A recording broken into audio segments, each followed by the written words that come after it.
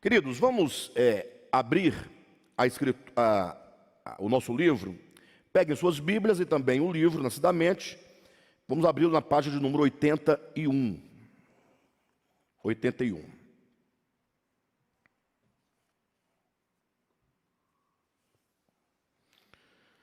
Nós vamos começar aqui exatamente do primeiro parágrafo mesmo.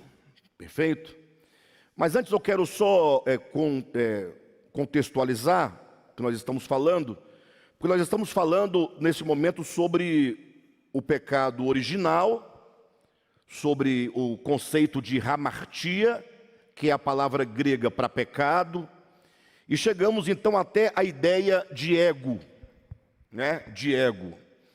E a primeira coisa a levar em consideração é que quando a gente fala de ego, que eu falo, sobretudo esse ministério, o DEVAP, ego ele tem um conceito específico dentro da Escritura. Não se pode confundir o ego de Freud ou o ego de Jung com o ego de que nós estamos falando. Então, não sei quantos de vocês sabem, mas cada área do conhecimento, a psicanálise é uma área do conhecimento, a filosofia é uma área do conhecimento, a teologia é uma área do conhecimento, né? Economia é uma área do conhecimento, direito. Então são várias as áreas do conhecimento. E às vezes uma palavra, ela pode ganhar diversos significados diferentes nas diferentes áreas do conhecimento. Então não é porque você aprendeu que ego é uma coisa, lá em psicanálise, estudando Freud, por exemplo, que você acha agora que você já tem todo o conceito de ego. Não, você pode ter o conceito de ego dentro daquela área de conhecimento. Noutra área de conhecimento, a mesma palavra, ela pode ganhar um outro significado. Daí a diferença entre palavra e termo. Ou seja, a palavra ego é uma palavra. É a mesma palavra na psicanálise e é a mesma palavra em termos teológicos, em termos bíblicos. É a mesma grafia, 3 letras, é a mesma fonética, tudo o mesmo enquanto palavra. Mas o sentido que essa palavra ganha dentro da psicanálise é um. O sentido que ela ganha em termos teológicos é outro sentido. Daí agora essa palavra ser chamada de termo. O termo é o sentido específico que a palavra adquire dentro de determinada área do conhecimento. Por isso que no direito você vai às vezes preencher, assinar um contrato, e lá vai ter a seguinte expressão, né? Nos termos deste contrato. Não se diz nas palavras, mas nos termos. Porque um contrato ele é redigido dentro da perspectiva do direito e, portanto, ao ler e interpretar aquele contrato, as palavras ganharão o sentido que o direito lhe atribui e não qualquer outro sentido. Daí se dizer nos termos desta lei, nos termos deste contrato. Perfeito? Então, nós estamos falando de ego, desde a semana retrasada, semana passada, e hoje vamos continuar. E para tanto nós temos que adquirir uma certa clareza sobre o que é o tal do ego. Eu preciso que isso fique muito claro para nós. E eu não posso avançar na leitura do livro, somente para dizer que nós estamos avançando, sem que essa ideia de ego fique claro para cada um de nós. Fique muito claro. Então, eu preciso colocar na seguinte sequência.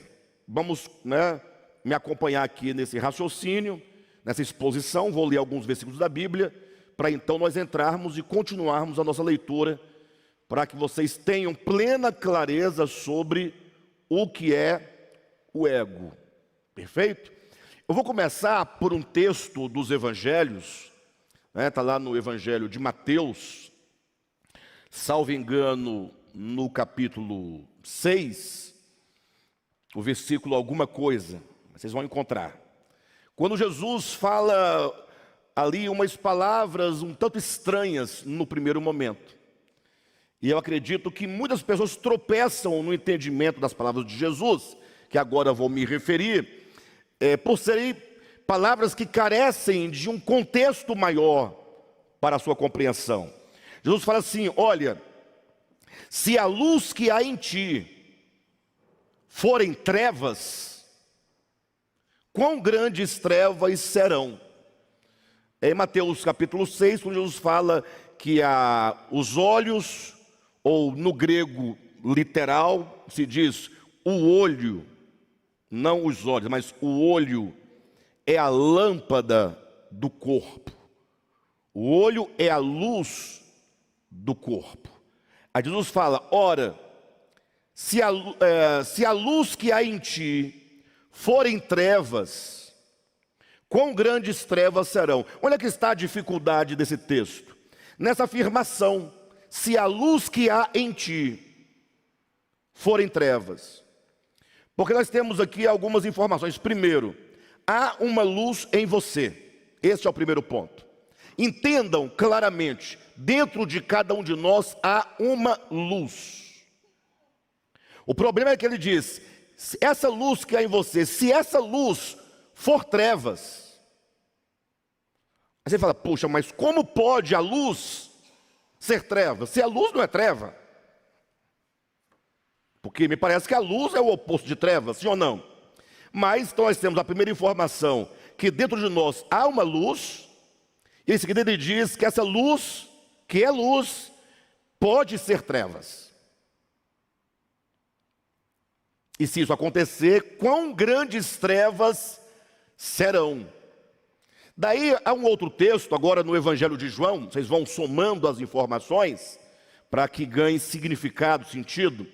Quando no capítulo 1 de João, João vai dizer acerca de João Batista, que João Batista veio para dar testemunho da luz, a saber, a verdadeira luz que vinda ao mundo ilumina a todo homem. E aqui nós temos uma coisa interessante, porque o texto vai dizer que João Batista, ele veio testemunhar da luz. Aí o texto é claro, ele, João Batista, não era a luz. Ele veio dar testemunho, não da luz, mas da verdadeira luz. Essa verdadeira luz que vinda ao mundo ilumina todo homem. Ou numa tradução melhor, essa luz que ilumina todo homem que vem ao mundo. Então nós temos aqui duas luzes. No primeiro texto de Mateus capítulo 6, se a luz que há em ti forem trevas. Ou seja, há uma luz dentro do homem, e essa luz dentro do homem, ela tem a possibilidade de ser trevas. E se isso acontecer, quão grandes trevas serão? Mas agora João fala de uma outra luz, a que ele chama de a verdadeira luz. Então existe a verdadeira luz, e existe a luz que há em nós, que pode ser trevas. Por isso que eu digo que são duas luzes. Porque se a luz que há em nós for a verdadeira luz, somente ela, como a verdadeira luz em nós pode ser trevas? É impossível. Então, há uma luz em nós que pode ser trevas, e há a verdadeira luz, que é o Logos divino, o Verbo divino, que é o Cristo de Deus. Ele é a verdadeira luz. Então, reunindo essas duas informações, nós temos que perguntar: como pode o homem caminhar, né? Como pode o homem viver na luz verdadeiramente? E aí há alguns textos que eu quero que vocês abram a Bíblia para me acompanhar, para nós entendermos a conexão entre esses dois textos. E o primeiro está aqui em Romanos capítulo 2, versículo 15.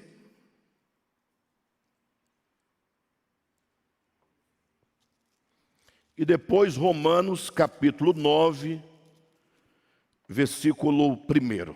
Tá bom? Então veja. Capítulo 2 de Romanos diz assim, olha: no versículo 14. Quando, pois, os gentios que não têm lei procedem por natureza de conformidade com a lei, não tendo lei, servem eles de lei para si mesmos. Então compreenda o versículo 14. Os gentios que não têm lei. Por que os gentios não têm lei? Porque os judeus é que haviam recebido da parte de Deus, lá no Monte Sinai, a lei do Decálogo e as demais leis. Então os judeus receberam uma lei positiva lá no Sinai, e os gentios não receberam lei nenhuma. Então Paulo está debatendo aqui a situação dos gentios. Ora, como podem os gentios saber a vontade de Deus? Como podem os gentios serem julgados? Como podem os gentios serem eventualmente condenados ou justificados, se eles não têm lei, se eles não têm um conhecimento da vontade de Deus, se eles não têm a primeira tábua que diz o que fazer, ou melhor, o que não fazer, e a segunda tábua que diz o que fazer, não é? Enfim, o não fazer e o fazer. Aí Paulo está dizendo, os gentios que não têm lei, eles procedem, vírgula, por natureza, em conformidade com a lei que eles não têm.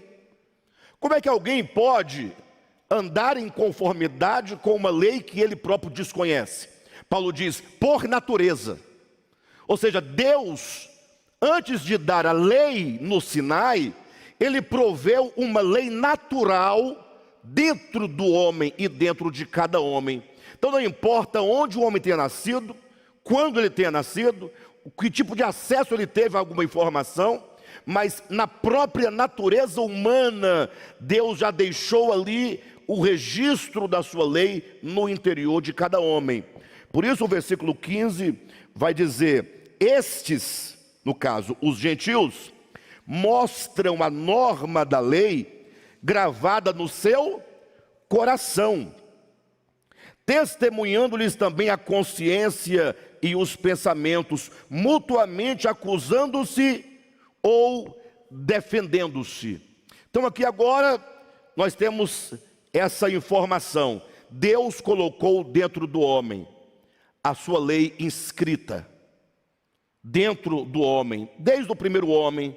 Este homem, a despeito de qualquer tipo de conhecimento que ele teve ou que ele não teve, ele fatalmente saberá e reconhecerá que há um Deus a que deve ser adorado e que tipo de ética eu devo desenvolver nos meus relacionamentos em relação ao meu próximo. Ou seja, os dois grandes mandamentos, amar a Deus sobre tudo e o seu próximo como a ti mesmo, estão dentro do homem, isso registrado numa forma de lei natural. E Paulo vai dizer então que a consciência humana é aquela que vai testificar, e que vai julgar o homem. O homem está em constante juízo, a partir da sua consciência e também dos seus pensamentos. Então Deus fala dentro do homem, é como se Deus colocasse uma luz dentro do homem que o guiasse. Então o ser humano, dentre outras coisas, ele se difere dos animais, porque o homem tem a razão. Essa razão é a luz que há dentro de cada um de nós, a capacidade de julgamento, de julgar a si mesmo, não de julgar o outro. Então, por exemplo, em Romanos capítulo 1 diz que todos os homens, em qualquer lugar que eles estejam, nenhum deles é indesculpável diante de Deus. Por quê? Porque Deus lhes manifestou a eles a sua própria divindade, manifestou os seus atributos, manifestou o seu poder. Ou seja, por meio das coisas criadas, o homem agora, ele tem a capacidade, a condição intelectual da sua mente, dos seus pensamentos, de ler na criação e de perceber a existência de um Deus criador, de um Deus bondoso que cuida de cada um de nós. Então, não tem como o homem se esquivar da sua responsabilidade, uma vez que Deus se manifesta a todos os homens por meio das coisas criadas. E dentro do homem, Deus colocou a consciência, não é? Como uma luz para guiar, para dizer, olha, não é por aqui, é por ali. Isso é bom, isso é mal. Então, a consciência humana é um dom divino, é um atributo do espírito humano, e é a luz que está dentro de cada um de nós. É a capacidade que o homem tem, conforme Gênesis capítulo 3, de discernir entre o bem e o mal. Então, o homem, quando chega no ponto da árvore do conhecimento do bem e do mal, presta atenção, ele agora adquire o discernimento. Julgar entre o certo e o errado, entre o bem e o mal, é uma questão moral. Tanto a moral quanto a ética é uma questão do homem. Nenhum animal da face da terra, nem terrestre, nem aquático, nenhum deles tem essa capacidade de discernimento entre o que é o bem e o mal. Então, quando um cachorro rouba um osso de um outro cachorro, entra, invade o lote, vai lá e pega o osso e sai correndo, ele não chega na casa dele, ou depois longe, ele não fica com a consciência pesada, dizendo, puxa, eu cometi um pecado, eu cometi um erro. Ele não tem isso, ele vai comer o osso, e para ele está tudo bem. Aí eu pergunto para vocês acham correto um cachorro roubar um osso de um outro cachorro? Vocês acham correto isso? Fala a verdade, de boa. Do ponto de vista moral não é. Porque seria a mesma coisa de um homem roubar um relógio de uma outra pessoa, ou uma marmita de outra pessoa, ou um alimento de outra pessoa. Mas o animal não peca. Interessante que eles não pecam. E por que não pecam? Porque não tem a luz dentro dele que o ilumina e o direciona, que é a consciência. Então esse juízo entre o certo e o errado, entre o bem e o mal, são propriedades da consciência humana, e essa consciência humana é a luz que há em nós. É essa capacidade de discernir entre o bem e o mal, conforme está em Gênesis 3 ali, previsto na árvore do conhecimento do bem e do mal. Agora veja, quando diz assim, ora, se a luz que há em ti for em trevas, ele está dizendo, ora, é possível que você, ao se entender capaz de discernir entre o bem e o mal, você se julgue autossuficiente e diga, eu por mim mesmo sou capaz de definir o que é o certo e definir o que é o errado, definir o que é o bem e definir o que é o mal, sem precisar de qualquer outra pessoa ou de qualquer outra coisa. Eu sou totalmente suficiente. E aí é onde cai o que Jesus falou, se a luz que há em ti for em trevas. Já observou que nós, não raras vezes, chamamos o bem de mal? E chamamos o mal de bem? Talvez aqui eu falando isso, vocês não entendam exatamente como isso pode ser. Mas eu vou dar um exemplo básico e simples. E tão básico de tão simples, que vocês devem estar acompanhando as redes sociais, eu acredito, não tem como não saber, mas teve uma mocinha agora, uma jovem, participando de um concurso de música gospel. Ela apresentou uma música autoral nessa semana. O nome dela eu não me recordo, é um nome diferente, mas, salvo engano, o nome da música é Evangelho de Fariseu. Se você não ouviu, só colocar aí no YouTube Evangelho de Fariseu, e você vai ver uma mocinha cantando, canta lindamente, toca um instrumento, só ela tocando um instrumento, muito suave, muito bonito, uma canção de melodia bonita, e com uma letra profética. Uma letra como se fosse uma voz de profeta denunciando a condição da igreja do Senhor na atualidade. Quem conhece o Evangelho não tem como não perceber que ali é palavra de Deus, cantada. Mas o que tem a ver com a luz que há em nós ser trevas? E agora a questão é que o resultado dessa música foi o debate, né, que foi suscitado nas redes sociais.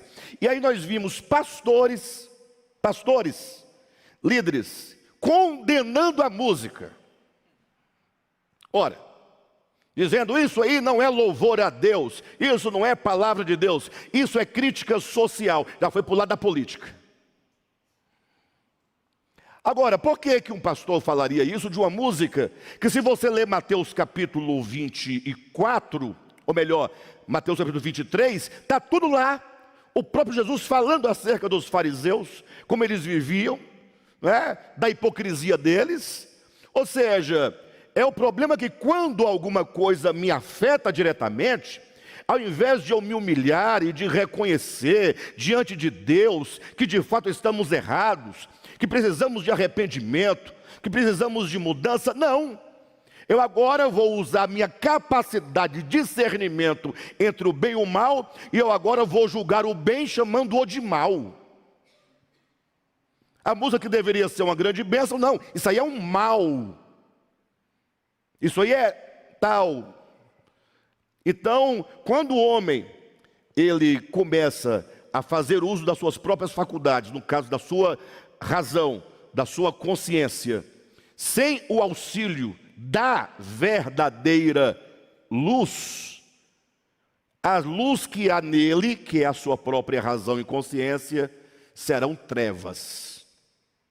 Serão trevas. Ou seja, eu sei que em mim há uma luz, é a minha consciência. Mas a minha consciência, embora seja uma luz, ela precisa da verdadeira luz para iluminar e guiar essa minha pequena luz. Eu preciso que a minha razão e a minha consciência sejam constantemente orientados pela verdadeira luz. É a verdadeira luz que guia a luz que há em nós. Se a verdadeira luz guiar a luz que há em nós, então a nossa luz não será trevas. Não é? É basicamente aquilo que Paulo diz em Romanos capítulo 9. Se você olhar aqui no capítulo 9 de Romanos, ele diz assim, olha, digo a verdade em Cristo, não minto. Dá uma pausa. Digo a verdade, não minto. Aí eu ouvindo Paulo dizer isso, eu fico pensando, mas qual é a garantia que ele me dá que ele não está mentindo? Porque dificilmente alguém vai dizer, olha, eu estou dizendo para você, mas eu estou mentindo para você, viu? Eu sou mentiroso. A pessoa quando mente fala o quê? Olha, eu estou mentindo? Ela fala o quê? Digo a verdade, eu não minto. Então, dizer que fala a verdade, que não mente, para mim não muda nada, porque eu não tenho garantia. Porque essa luz que há em ti, ela pode ser trevas. Você, no seu juízo de valor, daquilo que você crê, daquilo que você está dizendo, a sua consciência humana pode estar te enganando. O seu juízo pode estar chamando o mal de bem, e o bem de mal, pode estar chamando a mentira de verdade. Então, quando ele diz, digo a verdade, não minto, para mim ele não disse nada até aqui. Mas aí ele sabe disso e segue dizendo, digo a verdade em Cristo, vírgula, não minto, testemunhando comigo no Espírito Santo a minha própria consciência. Ou seja, ele diz que ele tem um testemunho de que do que ele diz é verdadeiro. Ou seja, eu digo que não minto, mas não é só a minha palavra, tem um testemunho que confere em mim e na minha consciência, que diz para a minha consciência que ela não está enganada e que não está me enganando. É o testemunho da minha consciência no Espírito Santo. No Espírito Santo. Irmãos, isso é de uma gravidade tão grande. Eu tenho me esforçado para não tocar em certos assuntos, para não fomentar mais ainda a situação em que nós estamos vivendo, mas o ser humano ele vai justificar todas as suas obras malignas e perversas né, a partir de uma razão ou de uma luz que há no homem que não é iluminada pela verdadeira luz. Aí nós vemos a questão das guerras no mundo. Vai um grupo de terroristas, de pessoas más e perversas, entram no território alheio de um outro país e saem matando as pessoas, criança, velho, gente de todo jeito, ou seja, um ato de terror de fato, que tem que ser condenado. Não é humano, não é divino, não é correto, não é bom, não é justo, não é adequado, nada justifica tal ação. Isso está resolvido. Nenhuma pessoa em sã consciência que conheça o Evangelho vai dizer que é correto um grupo de extermínio entrar para matar as pessoas gratuitamente ou por qualquer que seja a razão. Agora, em contrapartida, o outro que sofreu o problema, fala, agora nós vamos destruir a terra de vocês, onde vocês estão, e também agora entra matando a tudo e a todos. Ora, o erro de entrar aqui e matar os daqui é o mesmo de devolver. Você não resolve o problema de uma violência contra a violência. Mas isso eu digo em termos do Evangelho. Porque humanamente o Evangelho não é concebível. O Evangelho é loucura para os que se perdem. Jesus foi um camarada extraordinário, desculpe a expressão, ele sabe que eu não falo com nenhum tipo de desprezo, eu quero dizer que foi um ser, né? Eu falei camarada, nem todos podem entender a linguagem, mas tudo o que ele ensinou sobre a não violência só pode ser concebido numa consciência e numa inteligência iluminada pela verdadeira luz. Somente. Em outras palavras, a verdade diz assim, olha, quando você sofrer uma violência, você precisa ali, ao receber a violência, você tem que ficar ali resignado. Sofra a violência. E não devolva a violência com outra violência. E por que ele disse isso? Porque ele sabe que violência gera violência. É um ciclo interminável. Por que o Cristo de Deus morreu do modo como morreu na cruz? Porque só daquele jeito o mal é vencido. Ou seja, quem achava ou achou que Cristo morreu porque foi espancado, foi pisoteado, foi humilhado, sem dizer palavra, quem acha que ele foi derrotado, se engana, ele derrotou o mal. O mal não tem poder sobre ele. Porque o mal tem poder sobre mim quando eu uso do próprio mal para praticar outro mal. Mal contra mal. Violência contra violência. E agora, eu não quero entrar em termos políticos, nem étnicos, e nem sociais, nem, enfim, mas o fato que o cristão, ele não pode ser agora, não pode pegar uma circunstância dessa de que estamos falando, e agora começar a argumentar a favor da violência. Se a luz que há em ti for em trevas, quão grandes trevas serão. É preciso que a luz verdadeira, que é Cristo, ilumine e conduza a luz menor, que é a sua consciência.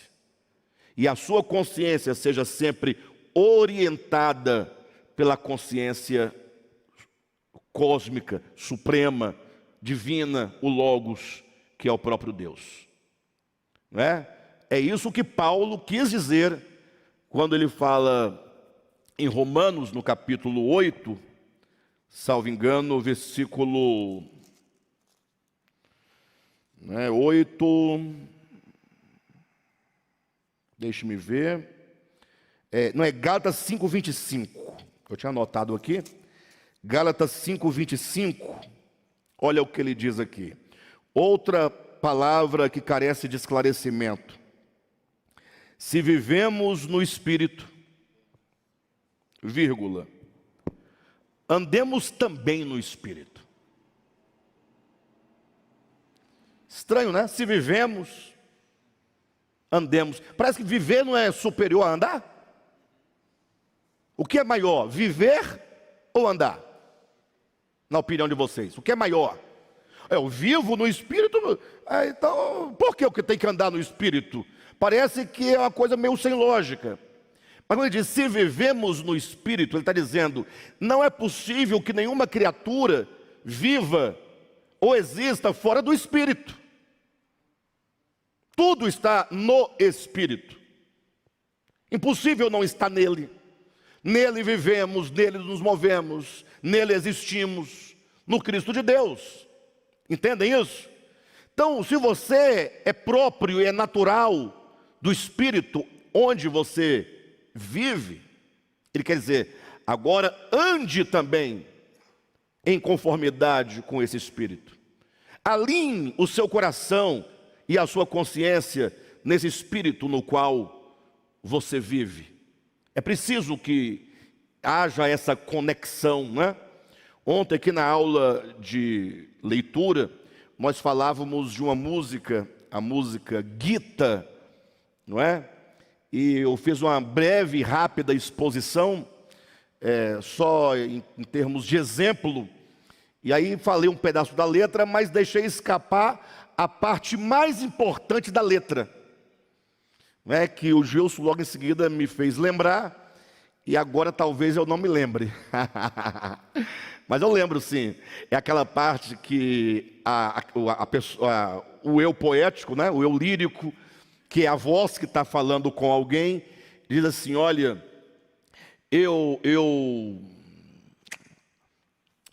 você pensa em mim toda hora, e tal, e tal, e tal. Aí ele diz, gente, me ajuda aí, vai, eu prefiro pedir ajuda aos universitários.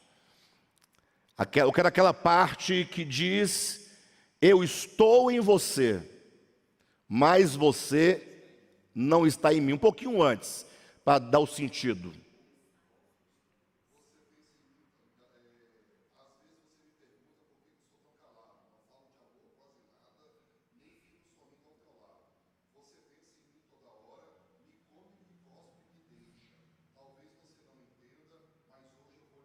Eu quero a parte que fala... Pronto, aqui ó, desculpe. Você me tem todo dia. Essa frase. Você me tem todo dia. Mas não sabe se é bom ou ruim. E aí?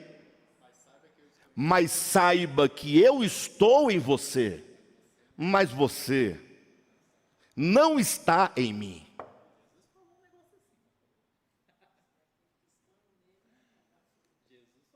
Vocês estão entendendo?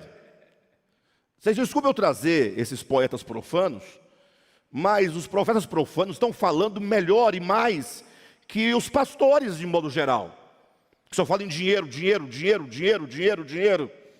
Eu poderia citar os pastores, mas não tenho o que citar deles. Eu tenho que buscar aqui do outro lado de cá, para vocês saberem que está dito aí para quem quiser ouvir. Então, essa ideia, se vivemos no Espírito, andemos também no Espírito. Ou seja, Deus está em nós, mas nós podemos não estar nele. Ou seja, a nossa consciência, a nossa luz, a luz que é em nós, pode não estar sendo orientada e guiada pela luz principal, pela verdadeira luz. Agora, quando isso acontece, é aqui onde vai entrar a ideia do ego. Quando essa consciência humana não está em conexão, sendo orientada pela verdadeira luz, essa inteligência humana, essa consciência humana, sem a orientação da luz, sem a orientação da verdade, sem a orientação da vida, sem a orientação de Deus, sem a orientação do Logos, ela tem agora ela cria uma identidade falsa. Uma falsa identidade. É aquilo que o homem pensa acerca de si mesmo. Não sei se vocês já observaram, mas o quanto de justificativas nós temos para os nossos erros. Não, eu sou assim mesmo, eu nasci assim. Não é porque eu cresci assim, eu aprendi assim. Não é porque meu pai é da Paraíba e minha mãe é do Ceará, né? Aí você vai justificando. Não, é porque não tinha como fazer diferente. Não é por causa disso. Nós vamos justificando. Nós começamos a transformar o mal em bem. E não raras vezes o bem em mal. Então o homem agora ele cria uma concepção acerca de si mesmo. Este homem desconectado do divino. E essa concepção que ele cria acerca de si mesmo é uma falsa identidade. Não é você. Deus não te criou assim. Você não é isso que você parece ser. As nossas ignorâncias, nossas brutalidades, nossas mentiras, nossos vícios, nosso destemperamento, né? Nossa impureza, tudo isso não foi criado por Deus. Entenda que quando Deus criou o homem lá no Éden, ele disse: tudo que Deus criou é bom. Logo, o homem é bom pelo ato da criação, pela lógica da criação. Ah, pastor, não pode dizer que o homem é bom porque bom só Deus. Não, quem disse que tudo que Deus criou foi bom foi o próprio Deus. Tudo que Deus criou era bom. Viu Deus que tudo era bom. Então, em natureza, o homem é bom. Ele é criado do pó da terra. E agora, o que dá a existência real para esse homem é o sopro divino. Esse sopro divino que gera o espírito e gera a alma é divino. Eu pergunto, existe uma existência dentro desse corpo seu velho aí? Quando você vai ao sepultamento de alguém, quem já foi ao sepultamento de alguém? Aí lá está o que lá no caixão, no esquife? Tem um corpo. Cadê aquela pessoa? Não está lá, você pode chamar, bater. Me recordo no sepultamento do meu avô paterno, né? Minha tia pegou uma sandália e queria obrigar o defunto a se levantar. Levanta! Ah, tem que me respeitar. E o defunto ouviu? Não, podia jogá-lo no chão. Não dá nada, você pode fazer o que você quiser com o corpo, porque aquele ser consciente não está mais naquele corpo. Então, se tem um ser existente dentro desse corpo, eu pergunto, de que natureza é esse ser? De que natureza é a sua alma? Então, vamos melhorar o raciocínio. De que natureza é seu corpo? O seu corpo veio do pó da terra. É terreno. Tanto é que o seu corpo, ao voltar para o pó, vira o quê? Pó. Então eu não tenho dúvida de que o meu corpo é terreno, vem da terra, a natureza dele é terrena. Agora, de onde vem minha alma e meu espírito? De onde? Como é que eu sei disso? E soprou-lhe nas narinas o fôlego divino, o ruach divino, o pneuma divino, o Espírito divino. E quando o Espírito divino entrou pelas narinas, o homem se tornou alma vivente. Portanto, o meu ser mais íntimo, mais profundo, o meu ser espiritual, interior, é divino. O meu eu é divino. Mas vocês falam assim, quando vocês olham para o Alexandre, falam, tem mais de Satanás do que de divino, não dá para acreditar nisso. Aí eu pergunto, nós temos aqui um problema, porque Deus comunicou o seu próprio Espírito para dentro do homem. Está na Bíblia. Eu sei que, né, leia depois Isaías 42:5. O que diz lá? Fala aquele que estendeu os céus, formou a terra, e aquele que comunica o seu espírito a todos os homens que andam sobre a terra. Ele concede o seu espírito. Logo, se eu existo e eu sou espírito, alma e corpo, e não somente corpo, e o cristianismo, os cristãos, creem que nós somos minimamente uma parte material, outra espiritual, nem vou entrar na tricotomia nem dicotomia, mas basta que todos os cristãos, com a exceção de Testemunho de Jeová e adventistas, os demais, os crentes em geral, creem que o homem tem uma essência interior, e essa essência interior é o sopro divino. Vocês entendem o que eu estou dizendo? Ou é gerada pelo Espírito Divino. E, portanto, se o corpo vem da terra e a alma vem do sopro divino, a alma só pode ser divina como o corpo é terreno.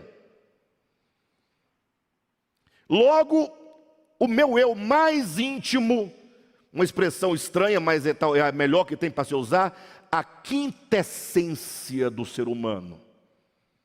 Não propriamente a quinta essência, mas a quintessência, que quer dizer a parte mais profunda do meu eu, é divino. É o que Paulo diz. Estou crucificado com Cristo. A pergunta, quem está crucificado com Cristo? Não, Paulo diz, estou crucificado com Cristo. Quem está crucificado? Guarda aí. Não sabemos ainda. Eu sei que é Paulo, mas o que de Paulo está crucificado? Tá, e o que acontece quando ele está crucificado?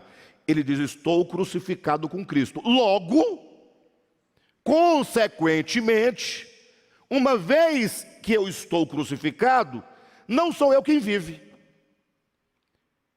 Então se você não estivesse crucificado, você estaria vivendo. Ele diz, estou crucificado. Logo, se estou crucificado, não sou eu quem vive.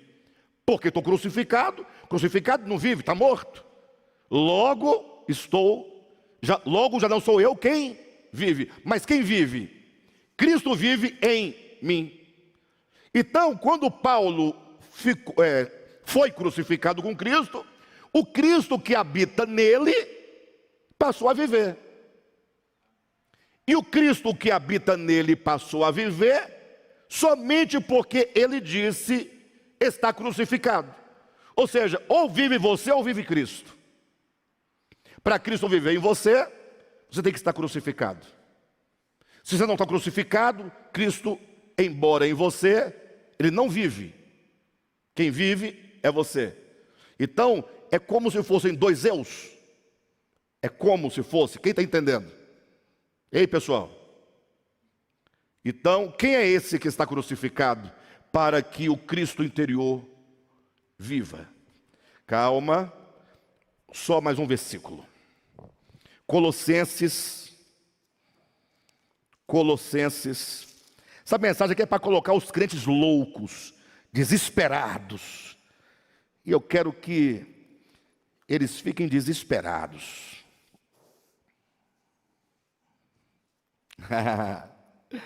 É porque os crentes leem a Bíblia como se lê, melhor dizendo, como se lê o quê, rapaz?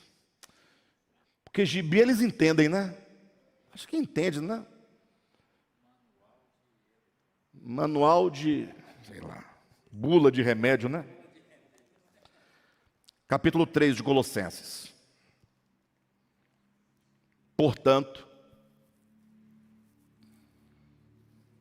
se fostes ressuscitados juntamente com Cristo. Dá uma pausa aí, volta no versículo 20 do capítulo 2. Se morrestes com Cristo. Então, o Evangelho implica morrer com Cristo. Agora, não é só morrer. O morrer é o aspecto negativo. Quem morre com Cristo? É o ego. É a imagem que eu tinha de mim mesmo. É aquilo que eu achava que eu era. Isso tem que morrer. Aí ele diz no capítulo 3, versículo 1. Portanto, se fosses ressuscitados com Cristo, ou juntamente com Cristo, buscar as coisas lá do alto, onde Cristo... Olha que Cristo vive. Lá no alto. Assentado à direita de quem? de Deus. Pensai nas coisas de onde? Lá do alto, não nas que são aqui da terra. Por quê? Porque morrestes. Ah, eu morri? O texto teórico é esse, né? Porque morrestes, e a vossa vida está oculta juntamente com Cristo em Deus. Onde está a sua vida? Você tem vida, Rogério? Sabia que a sua vida está oculta juntamente com Cristo em Deus? Rafael, você tem vida.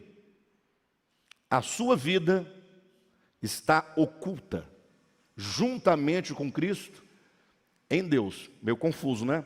Olha, veja o versículo 4.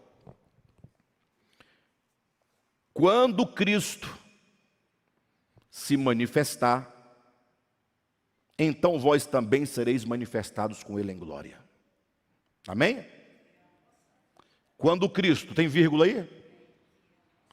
Quando Cristo, vírgula, que é a nossa vida, vírgula, se manifestar, então vós também sereis manifestados com Ele em glória. Quando Cristo, vírgula, que é a nossa vida, vírgula, que é a nossa vida, é uma oração subordinada, adjetiva, explicativa.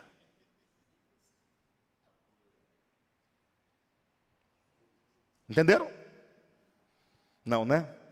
Tá. O que essa oração está fazendo aí? Que é a nossa vida. Está dizendo assim, olha, quando Cristo, dá uma pausa, sabe quem é Cristo? Cristo é Deus, é o Filho de Deus, é o Logos. Não, calma. Cristo é a nossa vida. A sua vida é Cristo.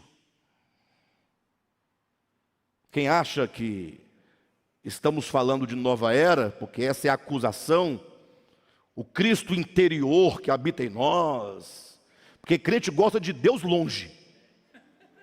Quanto mais longe, melhor. E o diabo perto. É verdade. Crente gosta de Deus longe e o diabo perto. Porque crente vê diabo em todo lugar em volta dele. E quando vai orar, fica procurando a galáxia mais distante. E grita para ver se ele ouve pela distância. E Paulo está dizendo, Cristo é a nossa vida. Então, quando Paulo diz, estou crucificado com Cristo, logo já não sou eu quem vive, mas Cristo vive em mim, esse Cristo é a minha vida real. E o que foi crucificado? Era a minha vida irreal. Era a imagem que o homem produz acerca de si mesmo, por não ser orientado pela verdadeira luz. Tudo, portanto, que nós somos, por essa projeção mental de uma mente, de uma consciência e de um coração não orientado, não iluminado pela verdadeira luz, é o ego. O ego, portanto, é uma falsa identidade. Por que a Escritura diz que na eternidade, quando o problema do pecado e do ego terá sido resolvido completamente, porque diz que nós receberemos um novo nome? Porque não faz sentido eu me chamar Alexandre na eternidade, porque Alexandre foi o nome que os meus pais me deram, que construíram essa minha identidade falsa, fingida, ilusória, que não sou eu. O meu eu mais profundo interior é Cristo. Eu acredito que dá para entender um pouco o que é o ego. O ego é uma mentira. O ego é uma ilusão. Vocês já observaram que quando nós falamos que Cristo é a nossa vida, é bonito? Mas nós não lutamos por isso. Nós lutamos pela preservação da minha identidade, ou pseudo-identidade. É a minha razão, é o meu dinheiro, é a minha casa, É o meu carro, é a minha igreja, é a minha esposa, são os meus filhos, é o meu cachorro, é o meu, tudo é o meu. Aí, para nós entendermos que esse meu, ou que seja, todos os pronomes oblíquos relativos ao pronome pessoal eu, mim, todos eles, para deixar isso claro, Deus teve que usar uma vez um cavalo para falar sobre o pronome possessivo meu, um cavalo chamado Coustumir. Não foi propriamente um cavalo, mas Deus teve que falar pela boca ou pela pena, de um poeta, de um dramaturgo, de um escritor russo chamado Leon Tolstói. Escreveu um conto chamado Coustumir. Era o cavalo Coustumir. E nesse conto, toda a narrativa é a memória do cavalo, é o cavalo pensando. Um cavalo numa fazenda que analisa tudo que acontece na fazenda, na casa principal, com o seu dono, e vai mostrando toda a percepção desse cavalo. E num dado momento o cavalo pensa assim, ele diz assim, diz para consigo mesmo na sua mente, isso é literatura, então nós temos que procurar compreender o sentido. Ele fala assim: eu não entendo como que nós animais, nós vamos ao rio e bebemos água, e acabamos de beber água, nós vamos embora, porque outro animal amanhã ou daqui a pouco virá beber a mesma água e vai embora, e a água é de todos e não é de ninguém. Mas eu me admiro como o homem chega, cerca uma terra, onde passa um rio e diz: agora a terra é minha e o rio é meu. E o espanto do cavalo fica maior quando ele ouve o dono da fazenda se referir ao cavalo como meu cavalo. Ele diz: como assim eu ser propriedade desse camarada? Ele não entendia como que os homens usam meu cavalo, minha fazenda, minha terra, minha água, meu escravo, meu empregado, meu animal, meu. Esse é o nosso grande problema. O ego é esse falso eu. Por que falso eu? Vamos lá. Eu vou me referir a mim, tá bom? Eu. Vou me referir a mim, o meu. Vou me referir a mim, a minha. Ok? Vocês viram?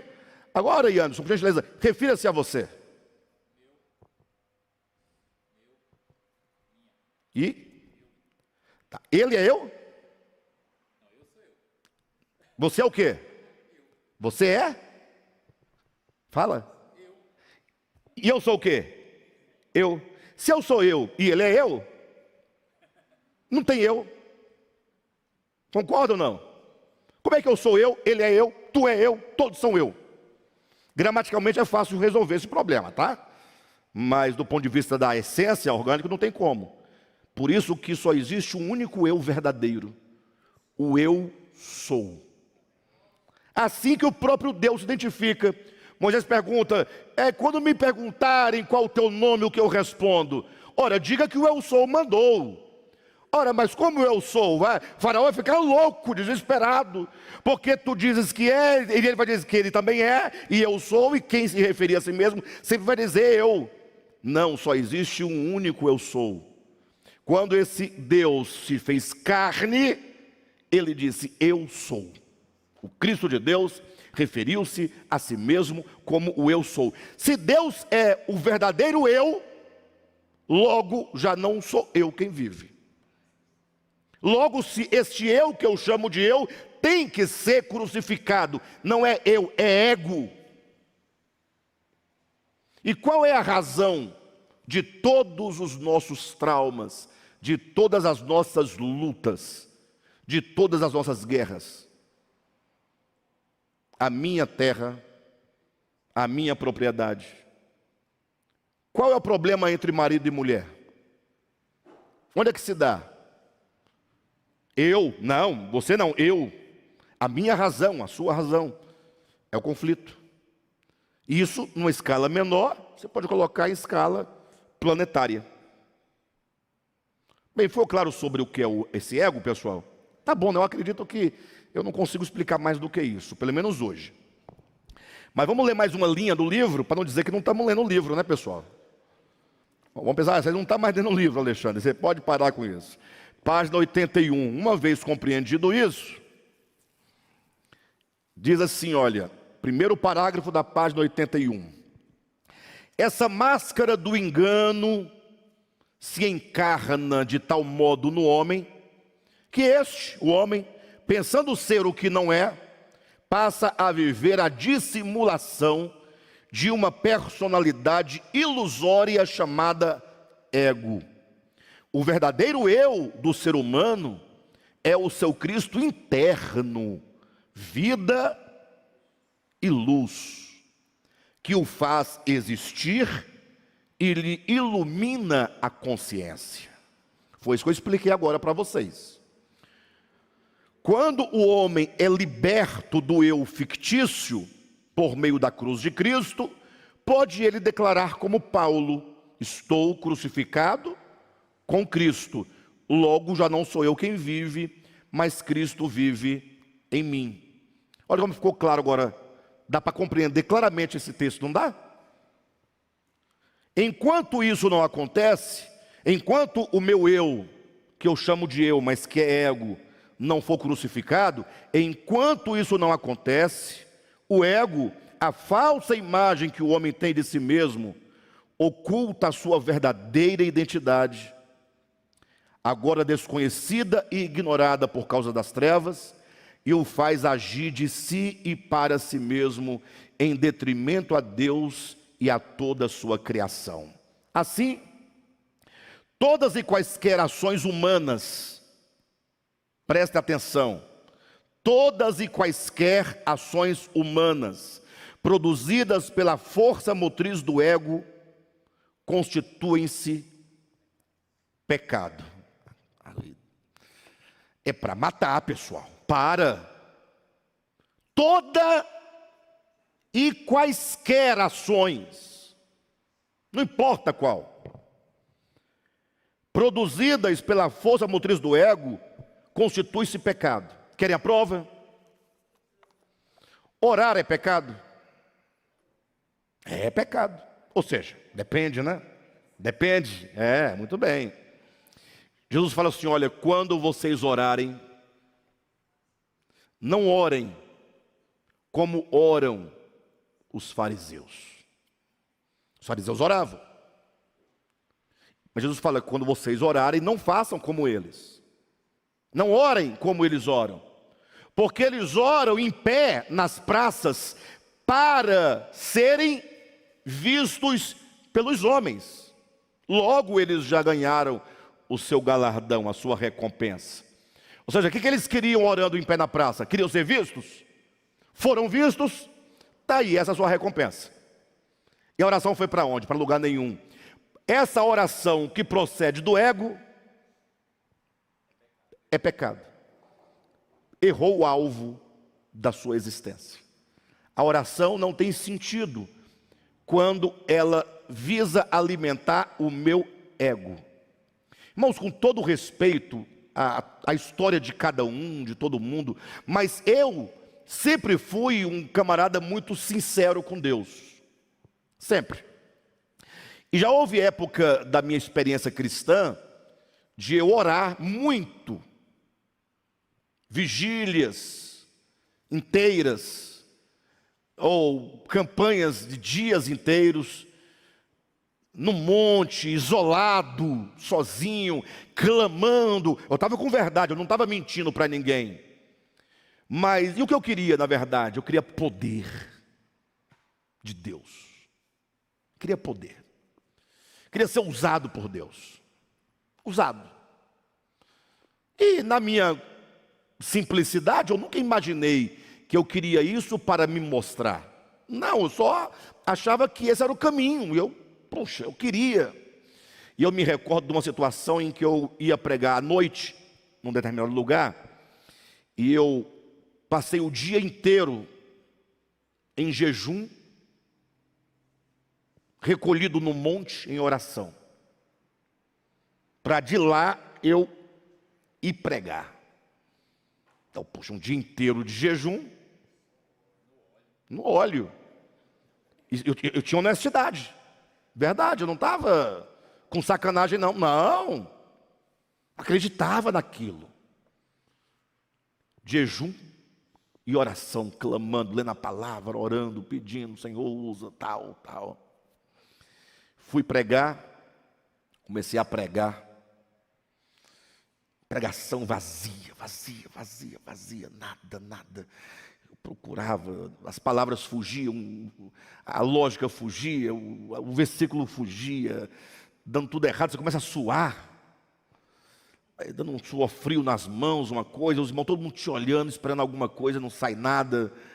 Aí foi como que, isso não aconteceu literalmente, mas era como que eu visse Jesus sentado na última cadeira, de braço cruzado, esperando eu fazer a minha obra. Porque, em algum sentido, o fato de eu ter ficado em oração e em jejum o dia inteiro, dava para mim um fundamento de que eu deveria ser agora usado. Afinal, eu busquei. Paguei um preço. Aí o Senhor querendo me fazer entender que é Ele que fala quando Ele quer, como Ele quer, a obra é dEle. Isso não justifica a nossa negligência. Não quer dizer que agora, Ele vai fazer, então seremos negligentes para Ele fazer. Não. E outras vezes já passei situações difíceis, complicadas, e pregar porque tem um compromisso, não tem como outra pessoa te substituir, os irmãos estão te esperando, a igreja está esperando, e você fala assim, hoje vai ser uma coisa horrível, e Deus usar poderosamente, do modo que você sai envergonhado, falando, puxa vida, como é que Deus ainda usa numa situação dessa? Você entende, não? O nosso ego, ele mente muito para nós, ele se esconde por detrás de vícios, que ele chama de virtude. Por que a árvore do conhecimento do bem e do mal, se viver por meio dela, gera morte?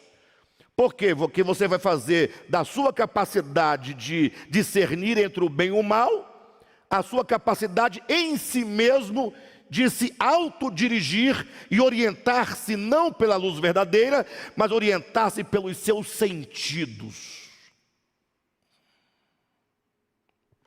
É isso que nós estamos dizendo aqui no livro. Só para encerrar, fechando aqui o parágrafo, o último parágrafo da página 81 diz assim: assim todas e quaisquer ações humanas, produzidas pela força motriz do ego, constituem-se pecados, pois não procedem de Deus, nem para Ele se convergem. Ou o homem procede perversamente, visando a satisfação de um desejo egoísta, ou simula um bem, visando a si próprio.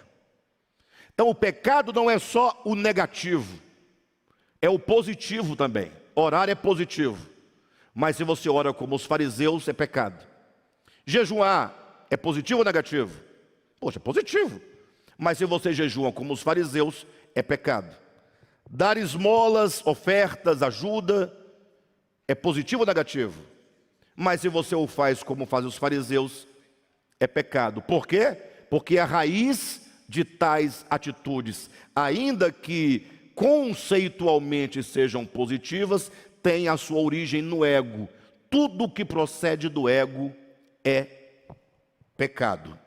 De sorte que não importa a aparência da ação, se a raiz da obra é o coração humano separado de Deus, e se o fruto da indústria humana visa ao próprio feitor, tal atitude é pecado, seja oração, esmola ou jejum, ou até mesmo o entregar o próprio corpo para ser queimado. Lembra do texto de Paulo, quando ele diz, ainda que eu entregue o meu corpo para ser queimado? É uma ação muito grande, pessoal. Entregar o corpo para ser queimado. Mas se não tiver amor, se não for entrega, altruísmo, doação, é ego. O ego reclama para si, o amor nada reclama para si. O amor é paciente, tudo suporta, tudo espera, tudo crê, né? O amor não arde em ciúme, o amor nunca reivindica absolutamente nada, porque amor não traz, amor só doa.